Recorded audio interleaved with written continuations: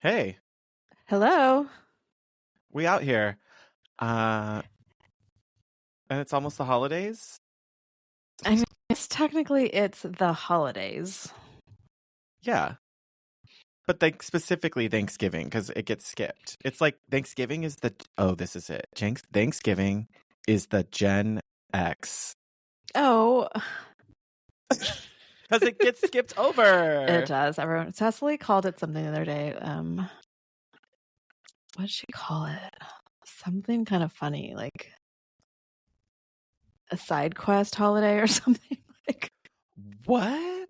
But yes. I don't think it was she's that, but it was something like that. That I was like, she's kind of right because, like, Yeah. she only cares about Halloween and Christmas.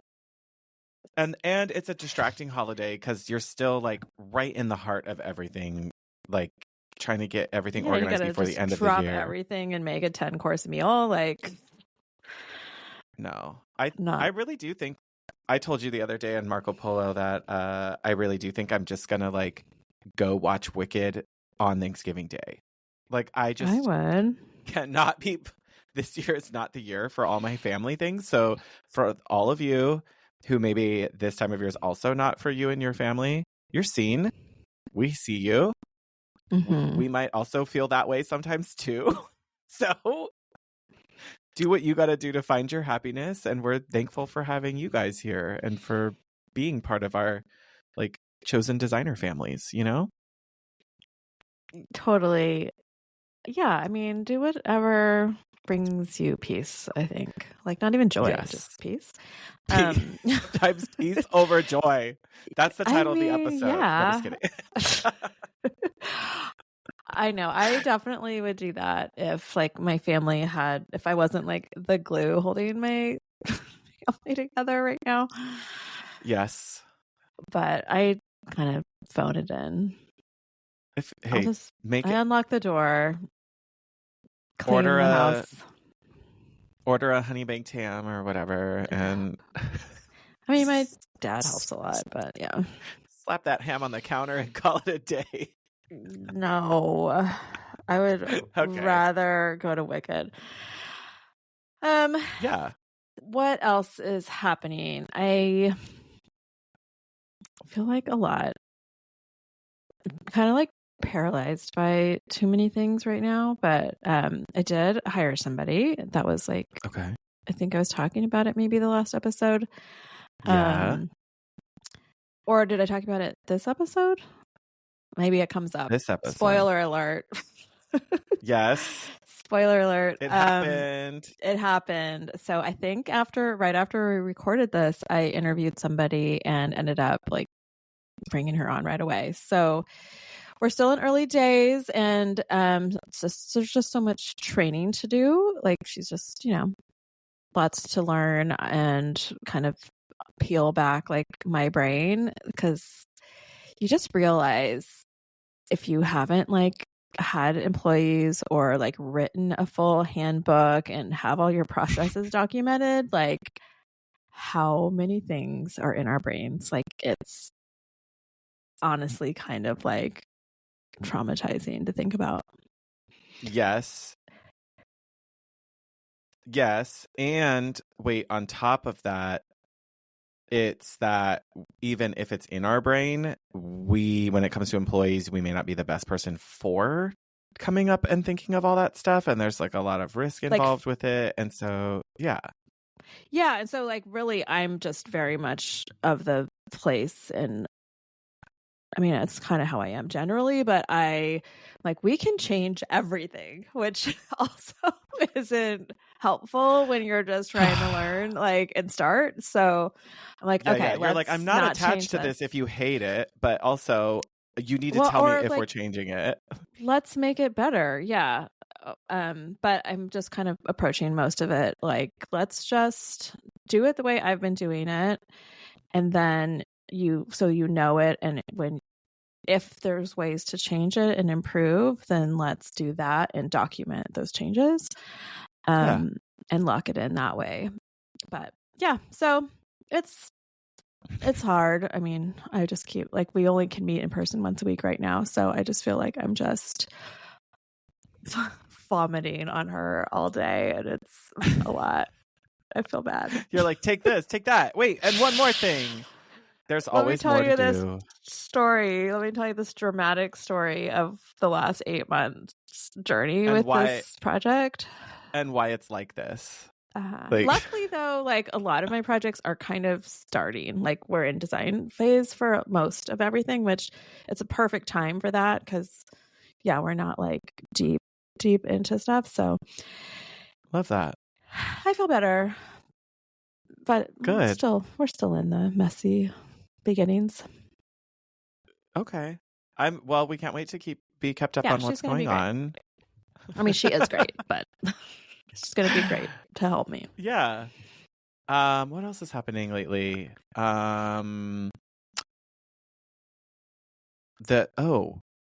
This is one we've been talking about more. Like we actually are showing up on the blog and we actually write real stuff, and like inspiration has struck us both at different times where we're like, oh, I wrote a whole blog post. Hold on. An idea hit me late at night and I wrote a whole post about it. Like, hold on. I went under anesthesia and I came out of it and had a blog post. So freaking like literally. But like not healthy related to like the hustle culture of it all sometimes, but like the idea struck you and it made sense to get it like out in the universe. I mean, I wasn't writing it from my hospital bed, but yeah. You might as well. Yeah, so in case you don't know, we do have a monthly newsletter that we've committed to a couple, I guess we've committed to like 3 posts a month, but one of them is related to our monthly newsletter where we recap the month prior and you and I alternate writing the kind of essay associated with each month. It's kind of like a letter, like it's not the letter to the editor, but it's like the editor's opening every month in a magazine kind of vibe. Like we're writing stuff that we're thinking of or inspired by or what we've been seeing and have a lot of fun with that. Yeah. So please read it. Yeah. We do. Well, I mean, we're also putting stuff in there about our business practices, stuff we're noticing more currently. And sometimes it's stuff that isn't really, it's not an episode. There's not a whole interview or something like that, but we're having some thoughts we want to add more onto. So even though they're like our monthly recap, we are definitely creating some content that can stay with you guys for a long time. We're talking about news you can use. Discovery process and things coming up in our client conversations. And I feel like there's a space for some of that philosophy where you maybe need like a slower burn on learning about that. And yeah, it's not going to be like the encyclopedia of running a design business. But if you want to hear 2 working designers talk real, you get it on the blog too. You're in the right place. Exactly. So yeah, that's I think that's what's headed up for everybody. Yep. On with the okay. Yeah. So this is just a kind of a mixed bag episode. Yeah. Enjoy. Have fun, y'all. Happy Thanksgiving. Welcome to the Hot Young Designers Club podcast. I'm Rebecca Plum, your big sister. And I'm Shaun Surha, your GBF. We're not that hot or that young, but we believe it's a state of mind that helps us build adaptable and profitable businesses. We rely on the support of our design besties to get through each day. So let's explore the emotional, practical, and humorous sides of being interior designers. Welcome to the club. Hey, Shaun. What's up, Rebecca? So much. Everything. All of it. So we're not going to talk about this yet, but just because I can't not, we just like had an impromptu planning session where we're rethinking everything, and we are going to be talking more about it in coming episodes. Yeah. There's something about keeping the show fresh for ourselves, but also for all of you. So we have some stuff bubbling up that we'll talk more about soon. But like most good things, when creativity strikes, it's just like our design work, right? Like the right solution like suddenly comes to you. This whole episode or this whole show has been about like, hey, I have an idea, but always in the middle of a conversation, never like sat down and like had a strategic session. Yeah. Okay. So so exciting. I'm excited. I'm really excited about it. So just to be annoying you guys, but you'll find out soon. It's going to be fun and everyone's going to love it. The real ones will love it. Oh, we're only here for the fans, baby. It's only for the fans. So today, I don't know. You and I have both just been like all over the place kind of in our lives. And actually, like, I feel like I haven't talked to you very much outside of Marco Polo. So we are just going to catch up on a few topics. Do you want to do the drama about Facebook again? Let's make Facebook Our relevant again. Oh my God. You know what was such a funny thing when I went on my trip, which was amazing. Of course, I turned off all of my apps and all of the cellular data to them. Oh, yeah. And so I've been like slowly realizing, like when I try to open an app, like, oh, you can't look at it because you just had to turn it back on. Anyway, I had not had Facebook on my phone open for like a month, which doesn't seem like a big deal, but I think it was still in my rotation of like checking, you know? Yeah. And I forgot about it and my life was fine. So like nothing bad happened as a result of not checking it. the only thing is like we do have our hotties in our own Facebook group that like there has been a lot of cool activity in there. And so I realized like, oh wait, you have a fiduciary responsibility to be checking some shit. But we do have some responsibilities in there. Yeah, there's been some good conversations about like Materio. We were talking about Materio in a hottie hangout recently, and so there's some thoughts happening in the Facebook group about that. Oh my God, I could have a whole episode about it, but I'm not going to right now. I have to have more I need to play with it more. And also maybe more in our Patreon so we could get into the nitty gritty. But the Hot Young Designers Club community, which is what we call that group in Facebook, is just for our Patreon members. So that's where the fun is happening. And this is not an episode about the Patreon, but if you want to learn more, patreon.com/HYDC. Okay, but the controversy was in another Facebook group of a lot of designers.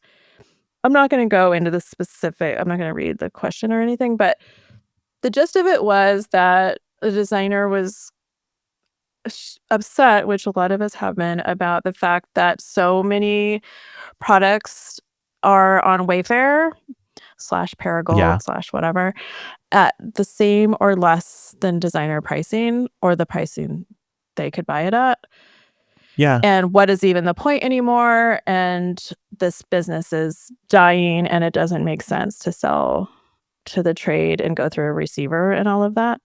And it was like a pretty good debate. And a lot of designers were, having the same experience and how they have a better experience just going through their Wayfair rep, which I don't have. I've never tried that, so I don't have a lot to say about that. But yeah, I don't have anything to add to that conversation. And just a lot of debate. And then some people were like, you don't know what you're doing. And then people are saying like, I hate coming on here and people tell me I don't know what I'm doing and being rude and shut down and old school mentality or whatever. But I actually agreed with somebody that I don't normally agree on with things on. And they were saying that you just have to be buying at a deeper level. Like if you were only buying at designer pricing, like the first tier, which could maybe only be 20 to 30% off retail, you can't be competitive and you can't be, that isn't a very profitable model avenue. Yeah.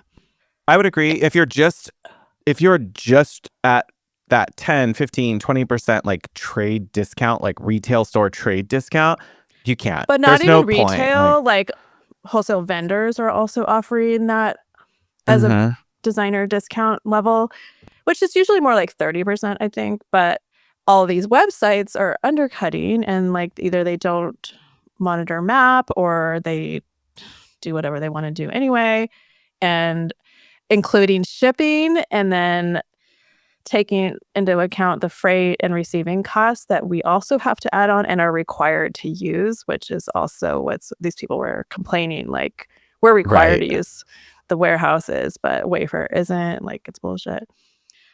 Which it kind of is, but it goes back to just like, if you want to pursue that model and have it be profitable, I just still feel you have to go more upmarket, because if most of your clientele is searching on Wayfair and trying to price you, it doesn't make sense. Don't sell them furniture. Like, I would just give them links and maybe make some affiliate sales off of it, but I wouldn't be wanting to deal with damages and tracking from retailers that tracking CB2 boxes. Like, no thanks. And they lie, and like, the people on the phone don't know where your stuff is, so they're not telling you anything. But like, that just goes back to like focusing on certain accounts that you can get more stocking dealer level, because that is the way. And the quote unquote old school designer thinkers, they have stocking dealer accounts because they have been doing this for decades. They have expertise with those accounts. They have confidence with them as well, which helps them sell them. And they have deep pricing. So if you're getting, I have some of those accounts through Happy Hour, and it's night and day. Like, immediately, there's suddenly so much more room for profitability once you've figured that stuff out. Yeah, I can double my pricing on things. So do you think that's one of those things that they don't understand how deep do you think that person just doesn't understand how deep the pricing is? Because they're only looking at like Wayfair probably, but when they don't understand what the stocking pricing is, like, they don't see it unless you go to market, and a lot of the brands there will show you the tiers on the tag. So they do show you the different tiers because we're all buying at different levels for the most part. So that is one value of going to market. And what I learned very quickly, because I went to market pretty early in my business, is like, oh, how do I unlock those levels? Because that's a game changer. I agree with that.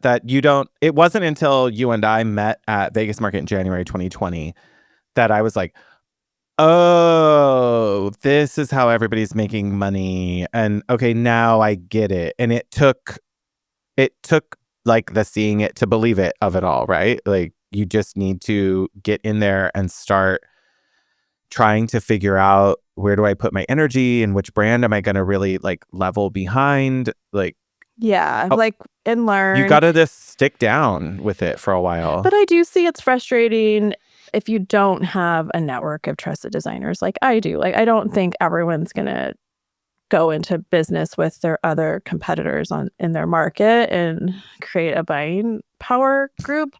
Not saying just do that, because that's not helpful. But there are... It's like when you say stop being sad. Like, I'm so sad. So, well, stop being sad. It's like, just start being profitable. Why are you anxious? Just relax. Stop being anxious. Just go make money. And especially if you don't know how. And I think there was a lot of friction in that group because the people that were frustrated weren't really listening to the quote unquote elders' advice, even though they were right in that instance. And it happens a lot. Yeah. But also the complainers, for lack of better words, were also right, because there are a lot of companies going direct to consumer, and that's true. Cutting out that designer level, because they are like, they don't want it. Well, they're just competing. Like, Wayfair is now slotted into that price level that you were discounted at, so you can't you can, but it doesn't. The juice is not worth the squeeze to be selling from your wholesale accounts and going through all the trouble of doing that for that.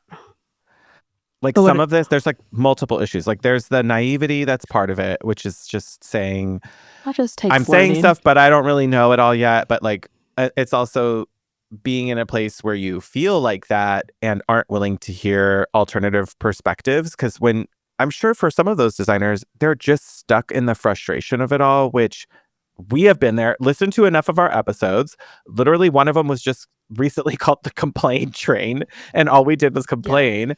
And so we have those moments too, but then at some point it's like, well, this is what I'm doing, and until a better solution presents itself, I need to get better at like selling myself, selling my services, selling the service that I provide is like a big piece of that. It's, hey, I'm not here to like sell you furniture. I'm here as like a concierge to designing your Yes. home and an expert. I'm not here as a furniture salesperson. Like, I think there's maybe like a fundamental philosophy kind of shift that needs to happen with that more than anything. Because it also applies to AI. Like, we all have to Yeah. adapt and like bring our humanity into what we do, which isn't just transactional. Like, you want this cute console from Four Hands, here you go, I'm going to order it for you.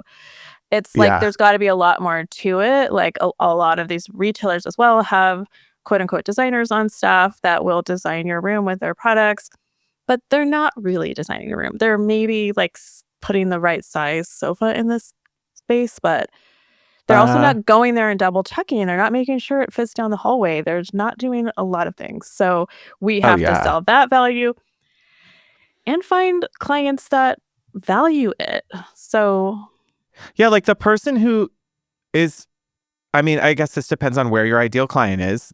We've been spending some time on that journey this year, and yeah, my ideal client is not someone who is wanting me to do all the design work and then also has all the time, energy, and money to spend on going through Wayfair at night and ordering everything. Like, my ideal client doesn't want to do that. Some of my current clients would do that. But my ideal client, who I need to be aiming for and like building around, does not want that. And it's going to take incremental shifts probably for the people in that Facebook group to realize, like, if you want to do this, what are we just here to complain about how it's harder to make money off of it? Or what are we saying instead? And I feel like that's my new mentality, is like, how do I look at solutions forward instead of problem forward? And so where they're stuck at right now is being the problem. Yeah, they're problem forward. They have identified the problem, and I personally don't think the solution is just to buy everything for my clients at Wayfair, but I also think that's, and this is personal, but I think that's boring. So a lot of these other quote unquote old school designers, that's why they do so much custom, because they can't be shopped. They can't be replicated. And you're bringing something clients they cannot do. Sure, they can research fabric, but honestly, very few can go to a fabric showroom and rifle through fabrics like you could in the old days. There's not very many places to do that, at least, especially in my market. Yeah. So they wouldn't even know how to find a cool floral fabric for the sofa they think they want. So right. That's the kind of stuff that the right questions to ask about it being like, is this performance grade? And can it be railroaded? Like, all these other things. They're gonna fuck it up. They're gonna fuck up a $5,000 custom sofa is what's gonna happen. Like, and yeah, so whatever that version is, I think for each of us, I think we need to figure it out. Like, if it is just taking a set of four-hand stools and putting a custom fabric on it with a staple gun, like, get a upholsterer to do it. But it's not that hard, or it's not that much more labor. But it's a huge change in what you're delivering that they cannot buy on Wayfair. So I think there's baby ways of doing it. And back to the buying group thing and happy hour of it all. There are buying group. Is it called a buying group? Yeah. Like Jeannie Young's group. Like, there's Cozy Stylish Chic with Jeannie Young. And then Annie and the team over at Vitoche out of Cocoa to the Trade is another one. They're in Florida. Don't quote me. I wanted to say Florida. I don't know if they're in Florida or not. But those groups exist and are big and are credible. You can make money off of them because they have very, very good buying power. So they still make money, and then we still get a nice margin. So yeah. And they're helpful. And Daniel House Club. Yes. So maybe it doesn't make sense for you to open 1 million accounts and start building your own direct relationship with a vendor, but there's other ways. There's I lots of agree. ways. So Agree. that's it. I didn't weigh it. I don't ever. I'm scared I'm going to get kicked out again. So I don't ever Oh say my God. anything. I know. I literally jumped in on one. I felt bad for this designer today. She has an unpaid invoice of $700 with a client, and the client is like refusing to pay or hasn't paid. And I, she's just saying like, I've tried so many times and this and that. And I'm like, number one, I hate private profiles as someone who also has a private profile, but I don't know what state they're in, but I'm assuming that most states have a small business, small claims court situation. And like, I think hers, she said, was $700, which she acknowledged her mistake. I applied a retainer early. I didn't have enough at the end. It just sucks. Do I just walk away? And then her question was like, what's the point of having a contract if I just let this stuff slide? And to that, I would say, yeah, there's still that argument we've had before, which is you could be right or you could just move on. So maybe you're not at the point where you're ready to move on yet.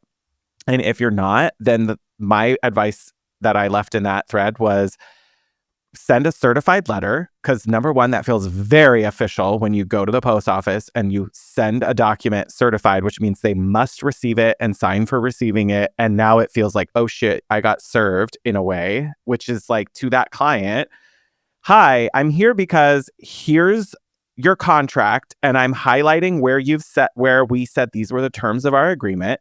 Here's your invoice that's overdue. You have this amount of days to pay it, or I have to pursue it through small claims court. Like that would be like probably the hardest line approach, is to say like, we did this work in good faith. We did this for you in good faith. And now you've left us unpaid. And like, we're now in violation of our terms. And that'd be like, if you really want to chase it, $700 for me at this phase in my business.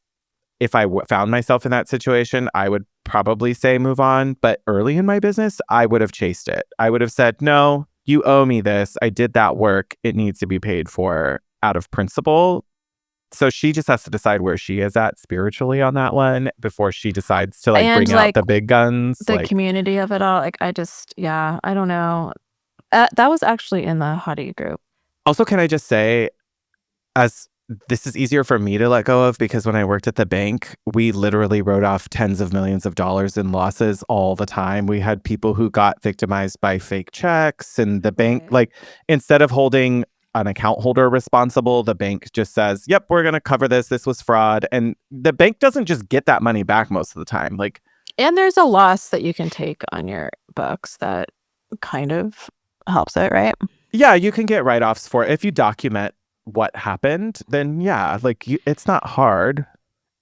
But yeah, no, it's tricky. For that amount, I don't know that I would go hardball with it. It's not for me. Unless I really didn't like the person and wanted to be, oh no, you didn't with them. But, yeah, I guess it would depend on how slighted I feel. But it's just like it's a shitty world, because then depending on who that person is, if they post in a group and start like being retributive in that way, then it's not worth it. Yeah, because then you're stuck having to defend yourself again in like give you a negative review on Yelp or in a mom's group, or and then you have to write back. Like you have to keep clapping back. Yeah, and maybe you made a mistake that I don't know, not victim blaming at all, but that like maybe there's other stuff that's going to come up to that was like we're not all perfect. So I don't know. Like, are they not paying you because a certain deadline wasn't reached and they felt slighted by it? Like you kind of have to ask yourself, like, do I feel confident in my positioning here that I'm not gonna have to, I don't know, open a new Pandora's box of complaints. Yeah. That one was that's an interesting one, and it sucks because we know it's kind of like that tale as old as time, but it continues to happen. And I hope that they get some other thoughts and maybe like weigh it out and think about it. And the good news is most client projects and interactions that I think you and I have both had, the majority of them don't run into that type of issue. Some do and have occasionally, and we've talked about them on the show and in the Patreon, but like most of the time I never really have to be hardlined on my contract. because most it's people there. aren't Like, assholes. yeah, most people aren't dicks. Most. Is that the title of the episode? Most people aren't dicks. Right. Okay. So you recently, well, not that recent by the time this airs, but you went on Rick's retreat? Yes, I went to the Design Biz retreat, which if you guys are longtime listeners of the show, you know that we're close friends with Rick Campos from the Design Biz Survival Guide retreat, or he did the retreat, but the podcast, we've both been on each other's shows. We did a panel at High Point. Did a panel at High Point, and Rick has always been a cheerleader, and so it was exciting to get to go to the retreat, and we had a really nice lineup a couple of days in Newport Beach, and it was fun because I don't know, retreats are interesting for me because I really like actionable versus just inspirational, but I know that at any retreat everybody needs some of everything, so you kind of like take what you're trying to get from it. And you haven't really done a lot, I guess, huh? No.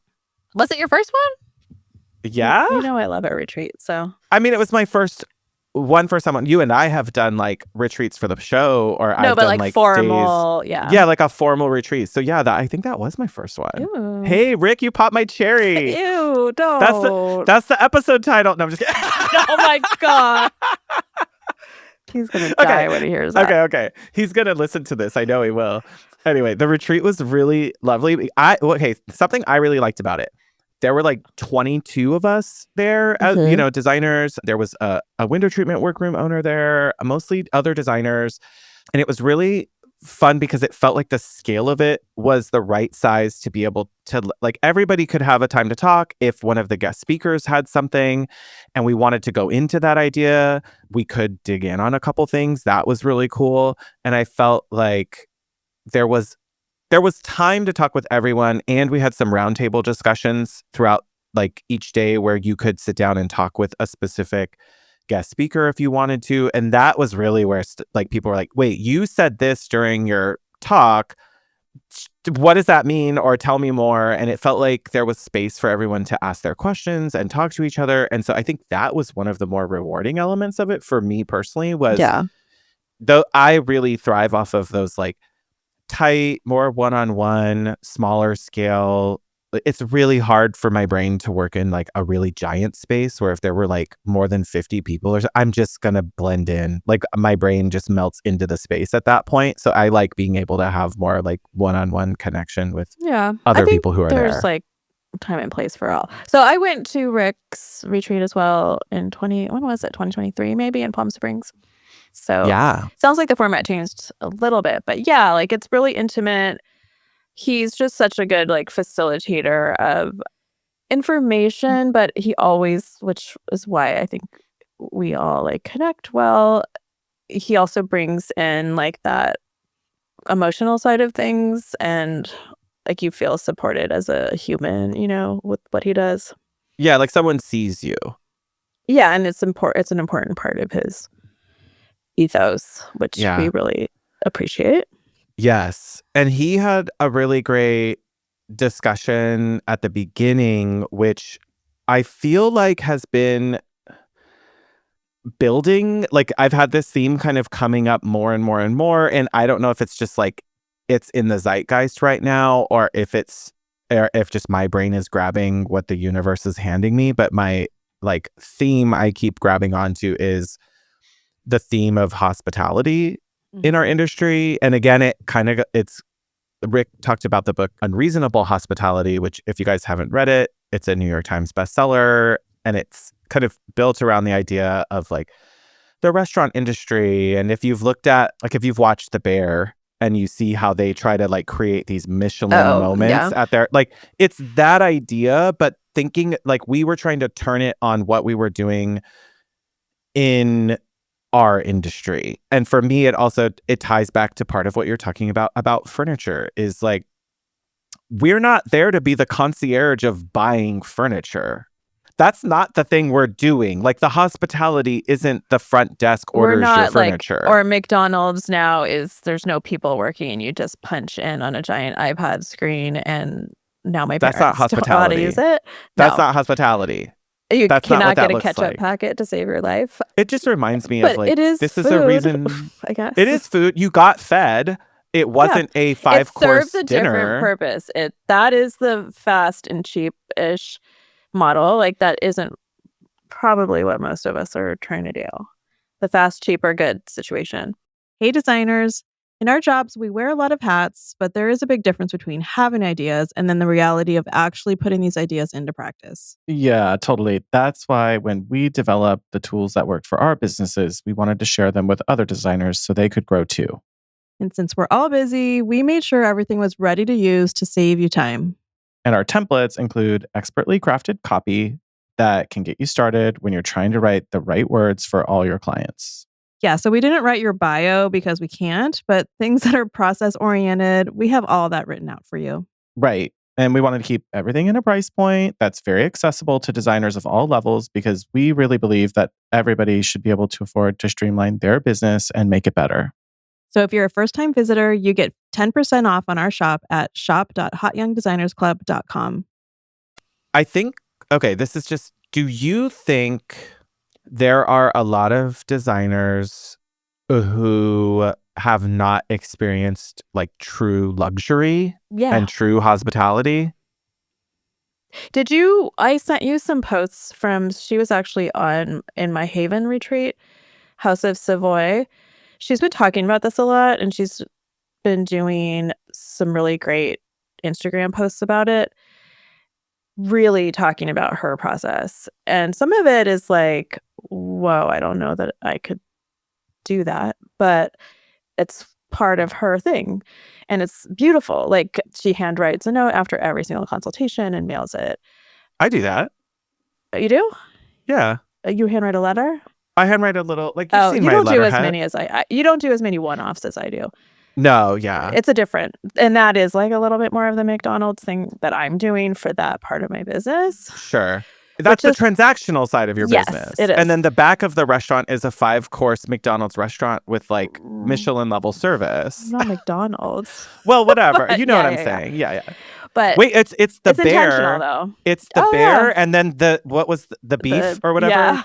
The beef. So like Totally is. you're running the beef is your consultations only. Yeah. And then you have the bear on the opposite side. For yeah. sure. And it's The beef because and the I want bear. to like keep in touch with my community and my old school people that have gotten Wait, me here. It's that's the totally episode. what it is. The episode title is The Beef and the Bear. Haven't we already had one about the bear? Oh no, it was a We talk a lot about the bear. blog. Yeah. So, but that's intentional, and you're totally right. And what else? Oh, I'm just blowing her up because I just saw she did some cool stuff. She also did one about what she learned at our 5-star luxury resort vacation, which was really good, and is what you're talking about. I don't think, I mean, truly, if you have not stayed at a Ritz-Carlton or a Four Seasons there's a lot. Even if you just, honestly, even if you went to... It's a write-off. I'm a fan of like, even if you look at like Pally House or like Pally Society and you go to their hotels, they do those subtle touches. I wouldn't put them as luxury necessarily. I would say it's really nice and it's like well detailed. I think if you're a designer and you're just like, what is everybody talking about? It's one of those things like if you've never sat on a down-filled sofa, you have no idea how that West Elm sofa that you got your client. Yeah, you don't know until you've touched it. And I feel the same about custom window treatments. Until you have really seen them, experienced them, touched them, observed them, like been part of it, you don't understand how they are so much further ahead than what's at Target, or for example. Grommet and curtains. And I think most designers have not experienced true luxury and true hospitality. And until you do, it's very hard to put it in perspective. And figuring out what makes sense for you and who you can... We're not all like going to be having billionaires as our clients. So not all of it makes sense. But yeah, like there's hotels that monogram with embroidery thread your initials on your pillowcase. It's like insane. Oh, yeah. Like that's a high level. But what is the version we could do? Writing a note isn't hard. A low end for me would be if I had like little, like for me at the entry level, I don't have like branded notepads and stuff in my office, but when my clients come for a presentation, there's a little notepad and a pen right where they're going to sit because they're going to have questions or things they want to think about. And like most of the time, do they do anything? No. But if you do, and it's there when they need it, and the water is there, and I have a little snack tray, and sometimes they don't eat anything, and then I just get to take it. That's what hospitality means. Hospitality is, I don't care about it if it's slightly wasteful. It's, I'm doing something to anticipate the needs of my client, and I'm doing something to be ahead of it, but I'm also prepared to react when they ask for something, because when you're at a Four Seasons hotel, if you go, oh my God, this button just came off my shirt, they have a sewing kit at the front desk. Like they have that kind of stuff or for you. seamstress on stuff. Yeah, or they might be able, they might say, hold on, we'll help you with that. And like they have someone in housekeeping or something who can help you. Like those are the types of Or services people look for. If they don't, you don't see them like, what am I going to do? Oh God, like that wasn't in the contract. Like that is not what they do. So those are ways to approach it. Ali Faulkner talks about this a lot too. And yeah, I think that's so like that idea of hospitality. I think that means we need to go to a 5-star resort is what I think it means. I mean, let's go. Like I really am in general like going to keep moving forward with this idea of hospitality that I got from the Design Biz retreat, and trying to think more about how it shows up in my business and what I like or don't like in my own process. And I do feel like there are more moments that are key to it. And a couple designers raised this point, and I know we have some things to talk about with this, is, oh my God, that just takes even more time or whatever, it takes more energy, it takes more something. That's the freaking point. That's the point you're making subtly when you're doing something like this to a luxury clientele is, I know this took extra time. I want you to see that you are worth my extra time and energy to work together and to do this and to accomplish this. And you also have to be able to know that you can keep it up. Yeah. In that client experience. So like you can do like all the pretty, like give them a tote bag and a cute notebook and all the things when you sign them, but can you keep that level up through their whole process? Because that's really what they're going to care about. Yeah, because then the surprise and delight at the beginning turns to frustration and annoyance a couple weeks later. Yeah, or that was just smoke and mirrors. And so that leads me to needing more help. Yes. If you've been here a while, you know that this is a common theme with me. I've definitely been in my own way in my business. And I recently signed a new project that is another amazing opportunity similar to the one that I had, my Soulful Riverfront Modern project that I've been posting about on Instagram. That, without saying too much, there's a lot that I can probably go into on Patreon, but I'm just starting it as of right now, and it's really, really exciting. It's really scary to me. Like I came home from my first meeting and I had an instant, like, I know this is an ULP moment. Like usually you can spot them yourself. And if you don't know what we're talking about, it's the book, The Big Leap. It's an upper limit problem. You should read it if this sounds familiar to you. Most of us do it in some way, but we also did a book club episode way back, like 2021 or something, like where we read it together. It might have been like first 20. Yeah, with our friend Claire.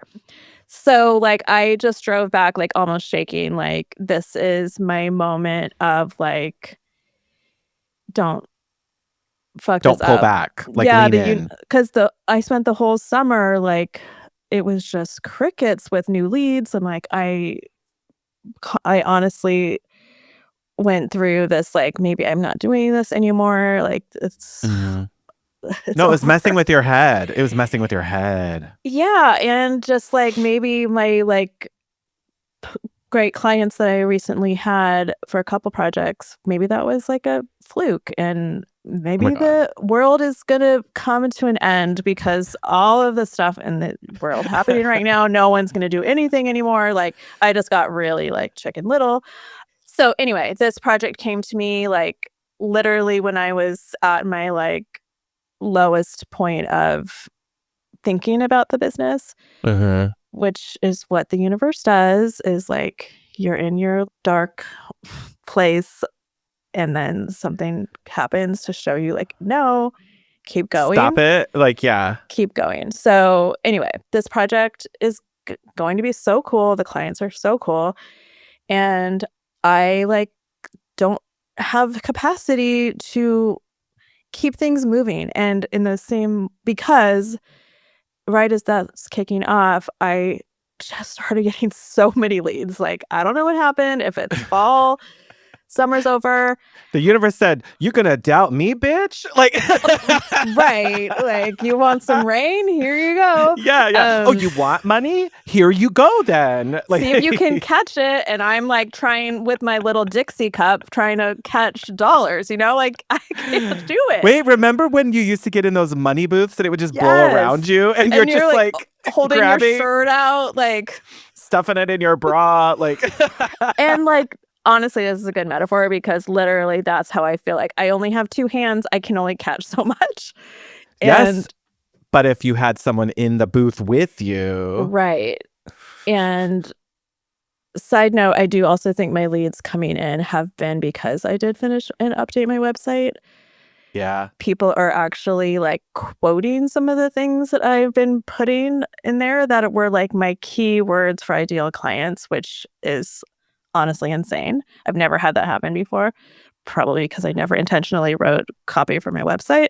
Correct. It does make a difference when your copy speaks to exactly what they want. Thank you, Renee Bush. So anyway, back to getting help. So I just was like, that's it. Like, what are you fucking doing? Like, you can't keep doing this by yourself with like little stopgap work. So help. So I immediately came back, called my friend that I recently met who's an HR consultant.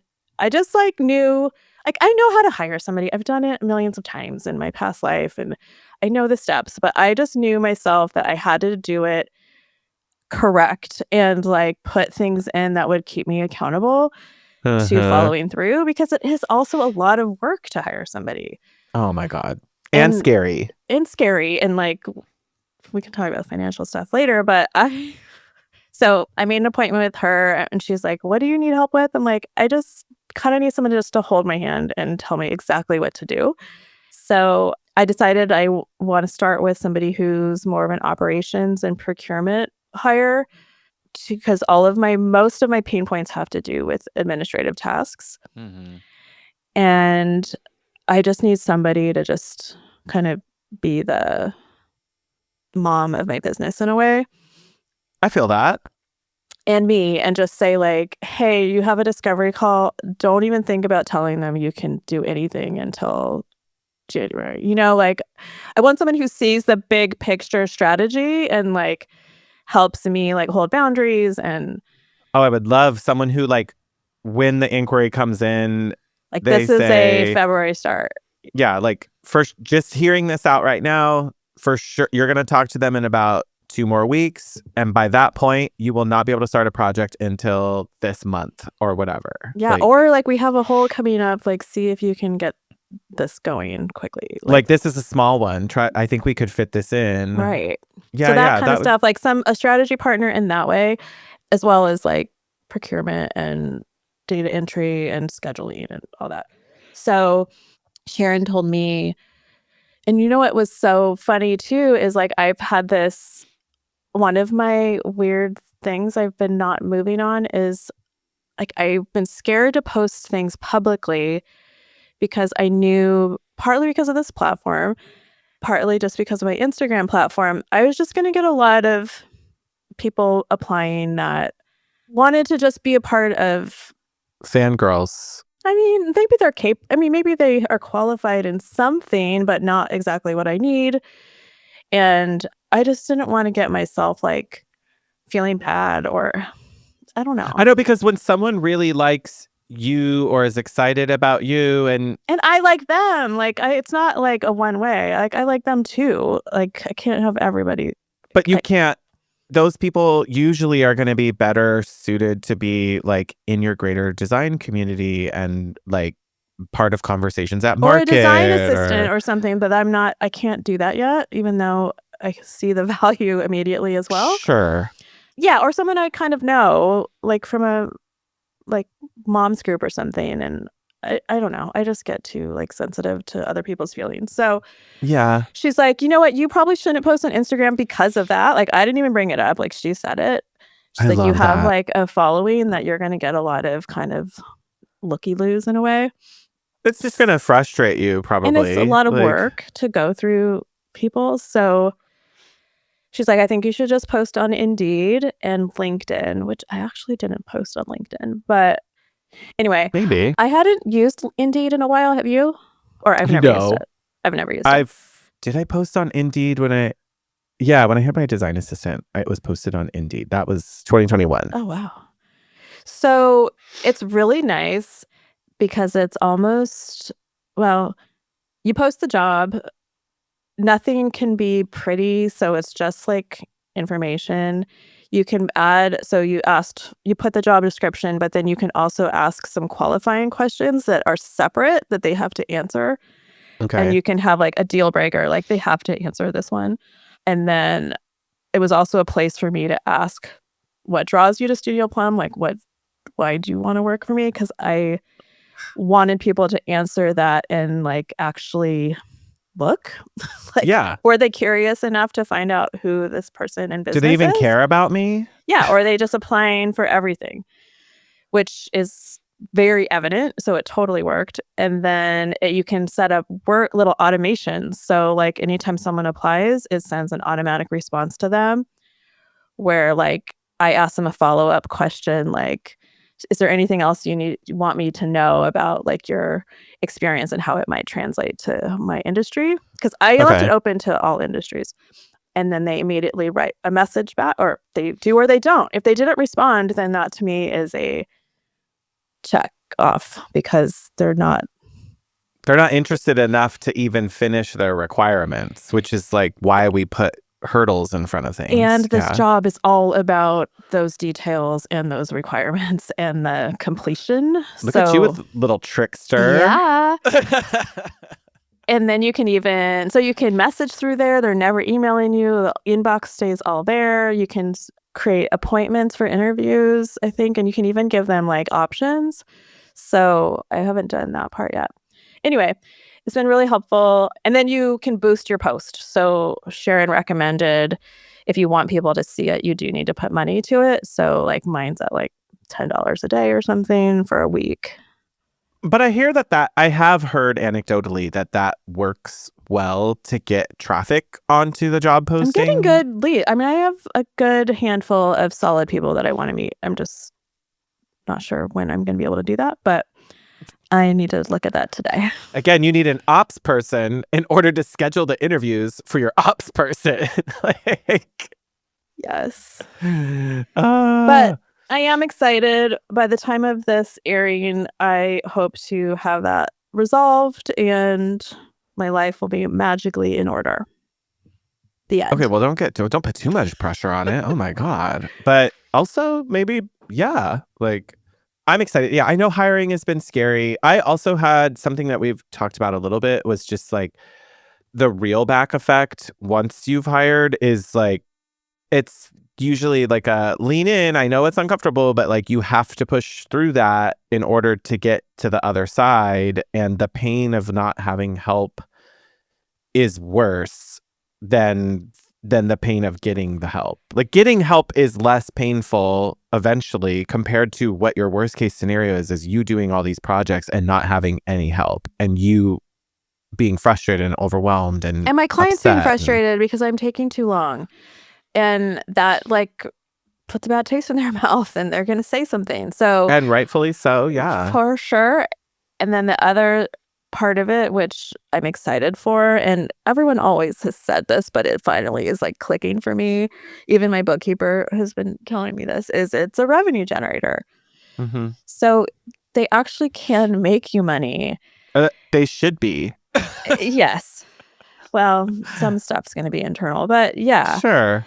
That was just like kind of this aha of maybe I really can't afford not to. Like, and you and I have talked, like, and we've been talking in our offline Marco Polos with some friends, like, I don't totally have the runway. Like, if somebody looks at my books and is like, can you afford this? A real financial person is going to say no based on what I'm seeing here. Yeah. But I just think it all keeps like feeding into itself of where like, no, it's not there because I'm not getting through things fast enough. I'm not getting new clients signed on fast enough. I'm not turning the wheel around. Yeah. And I think taking the risk on getting that wheel spinning faster with, I can only do that with help, is going to be the thing to pay off. And this is the fear I think I hear from a lot of people of like, I'm scared that if I bring somebody on, then I can't keep them. Hey, yeah, that might happen. Right. Like, let's stop being afraid of that and let's start embracing that. Yes, that is a real possibility. It's not always as likely. Your situation depends, but it's not. But that's showbiz, baby. Like, that really is. And that's why so many designers bring on contractors instead of, like, they bring on an independent contractor, just to make sure we're not talking about general contractors, but they bring on an independent contractor on a project basis because they want that person to come in with a little bit more knowledge of, hey, no one's ever promised you a full-time gig out of this. Like, there are steps if you're not ready to make the full step to hiring. That next step is managing an independent contractor, which has its own complications. But like, be careful. I also asked the HR person, just to be clear, that is not okay in California for this job. Yeah, for the type of job you're hiring for, it doesn't. If it's project-based, like somebody who's going to just do some drawings for you and it's like a project, yes, that is. If it's... Yours is across every project. If it's everything and they're like helping your business, that is not a independent contractor job, 1099. You can and will probably get caught by the EDD in California. I had it happen in a previous business. She said they're even more strict now. Yes, so because they want their money. Like, the state is like, oh, you trying to skirt funds? Right. No, we're going to get it. Yeah, we're going to get our paycheck. Sorry. Like, so she did say that there was a temp to hire situation that I might do. Okay. Which for a part-time employee. So, so what's also great, I feel really great about, is she's helping me with anything. Like, she'll help me write an offer letter. Like, she put some like legalese in the bottom of my hiring ad. So I feel great having her just as a resource too. If something does go south, she can help. She's helped another friend of mine who had a really bad firing situation, or quitting, I guess I should say. So yeah, but like, not, yeah, but you don't have to do this and feel scared of what you don't know as far as the legalities. There are people that can help.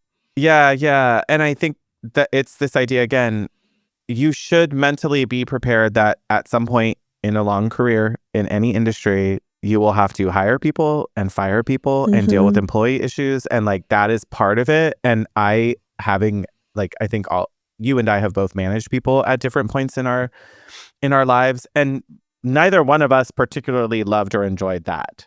So part of that comes up when I think about, oh yeah, expanding and adding more, is like, well, yeah, you're just going to be okay with that happening. Unless your first hire is literally like an ops manager or like HR manager or something, where everyone after them who gets hired just goes direct to report to them.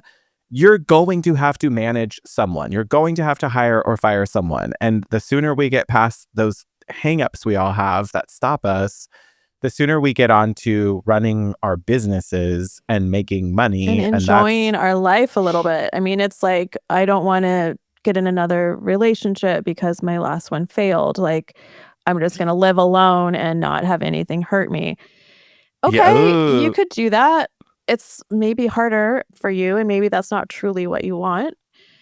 Some people it is, so I'm not I don't want to saying everyone discount. needs. I'm not like Yeah. everyone has their different choices. There are but people who are 100% going to say, I just know that I will never want a business where it has more than one person. And so I'm okay with the pace, the speed, and the money I make by just being by myself. I already have it figured out. Yeah.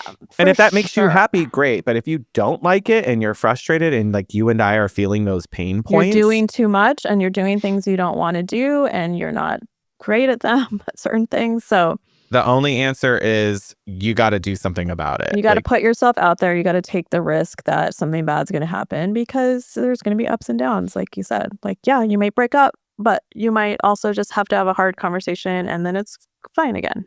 Yeah, I think a lot of designers are not necessarily good at being good managers. That might be a hot take, like maybe not so hot, but I would say that a common thing that I keep hearing is people not knowing how to talk to people. Like that comes up in the Facebook groups of like, how do I tell my client this, but also like, how do I talk to an employee? And I don't know if it's a confidence issue or if it's this might be a whole other episode topic, but it happens a lot in our industry. Like there's a lot of people in our industry. Sharon on the show.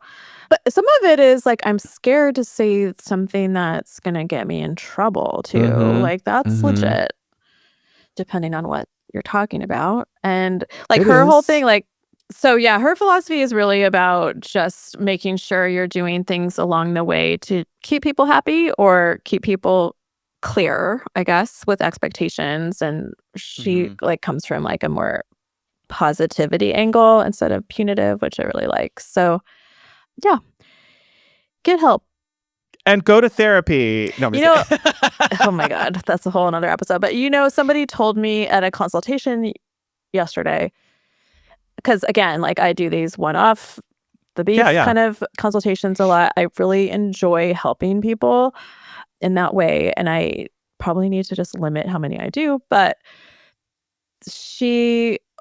I help people a lot who I see the situation a lot where they're like just stuck. And I feel like this is also a metaphor for our business. They have lived in this house. They make fine livings.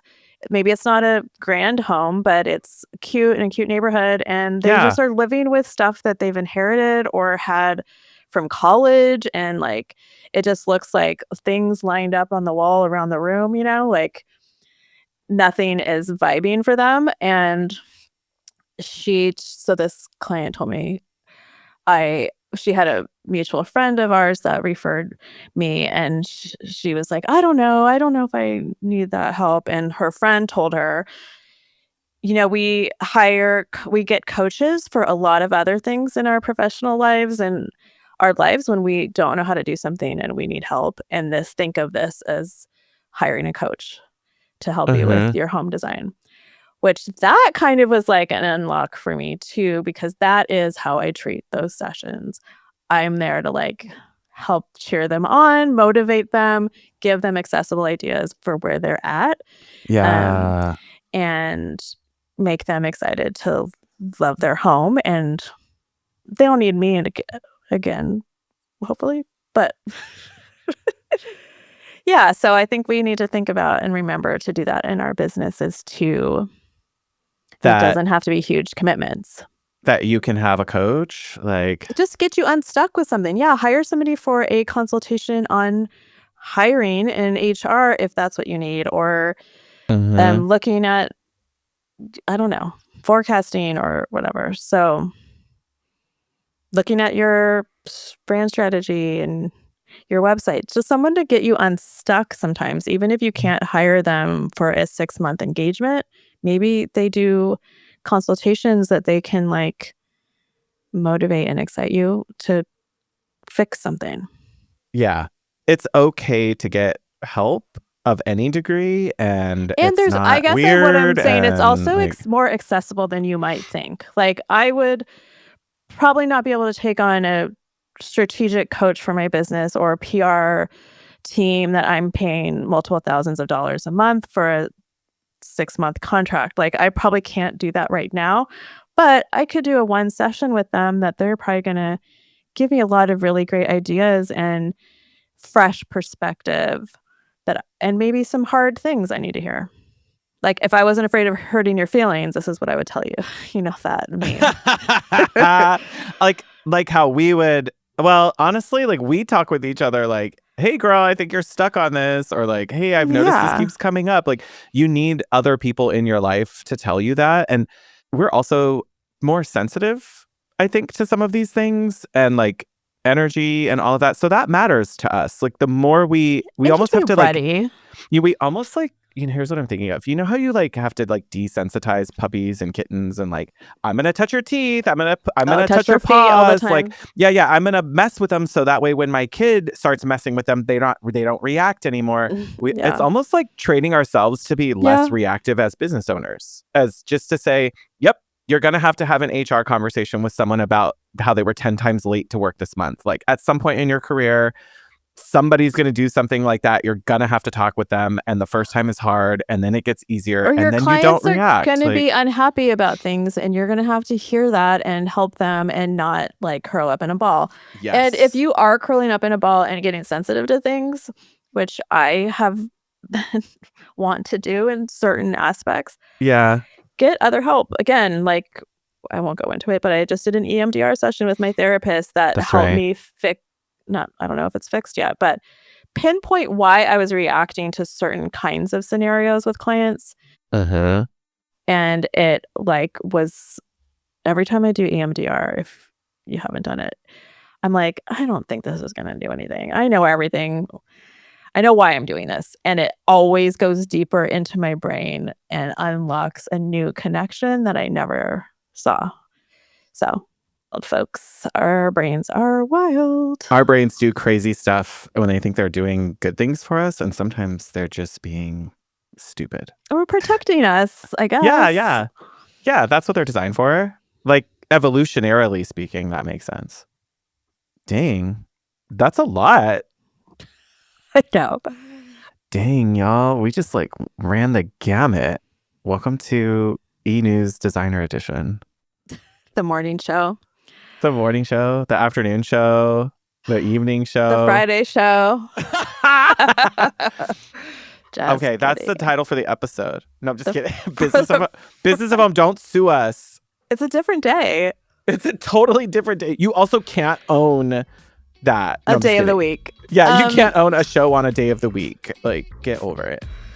All right. Until next time. Stay hot, designers.